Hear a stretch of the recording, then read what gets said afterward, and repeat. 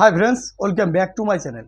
বন্ধুরা, আজকের ভিডিওটা অতি গুরুত্বপূর্ণ ভিডিও হতে চলেছে, কারণ আপনারা অনেকেই এনআরসির সময় আধার কার্ডে বায়োমেট্রিক দিয়েছেন।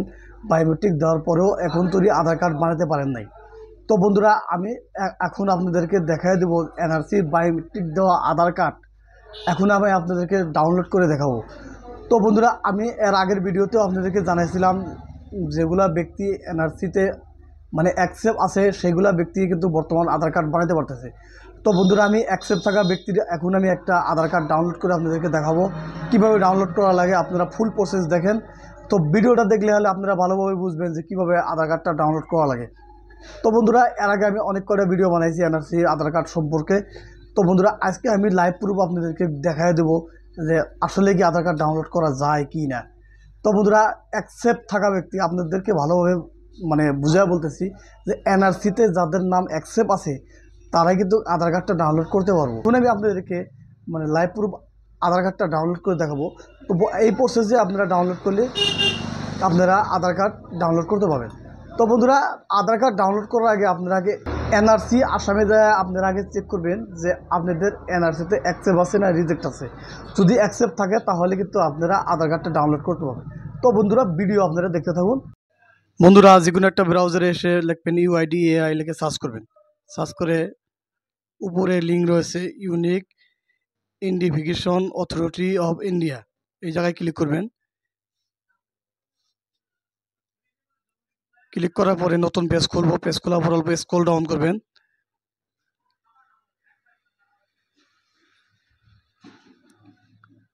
তো বন্ধুরা, স্ক্রল ডাউন করার পরে দেখবেন ডাউনলোড আধার।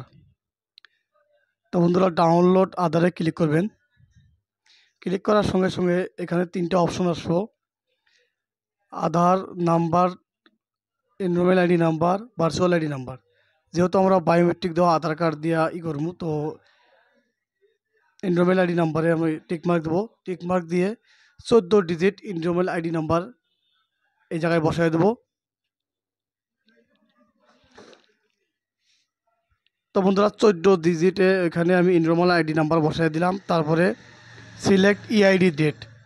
তো বন্ধুরা, কত তারিখে আপনারা আধার কার্ডের বায়োমেট্রিকের ফিঙ্গার দিয়েছিলেন, তো সেই ডেটটা এখানে বসায় দিলাম।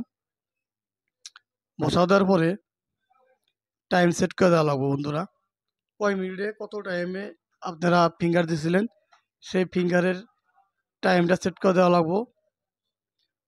তো তখন ছিল 15টা, 24 ঘন্টা টাইম হিসাবে। তো 16 মিনিট, 15টা 16 মিনিট। এখন সেকেন্ড সেট করা লাগবো।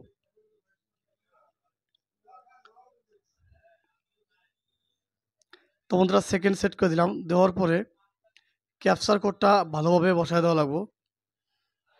ইন্টার ক্যাপচার নাম্বার বসায় দেওয়া লাগবো।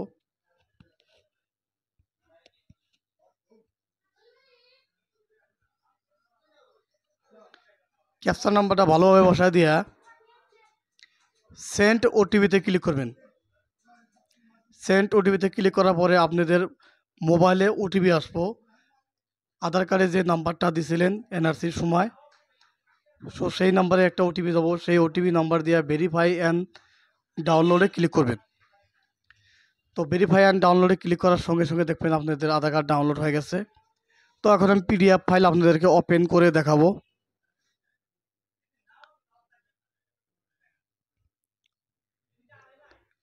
বন্ধুরা, PDF ফাইল ওপেন হয়ে আছে। তো আপনাদের বলি বন্ধুরা, আপনাদের এনআরসিতে যদি অ্যাকসেপ্ট থাকে তাহলে কিন্তু আপনারা আধার কার্ডটা ডাউনলোড করতে পারবেন, তাছাড়া কিন্তু আধার কার্ড ডাউনলোড করতে পারবেন না। তো বন্ধুরা, এখন আমি PDF ফাইলটা আপনাদেরকে অন করে দেখাতেছি। দেখেন, এই যে PDF ফাইল আপনাদেরকে অন করে দেখাইলাম। দেখেন, অলরেডি ডাউনলোড হয়ে গেছে।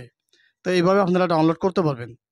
তো বন্ধুরা, আপনাদেরকে আমি দেখাইলাম এইভাবে এনআরসির বায়োমেট্রিক দেওয়া আধার কার্ড ডাউনলোড করা লাগে।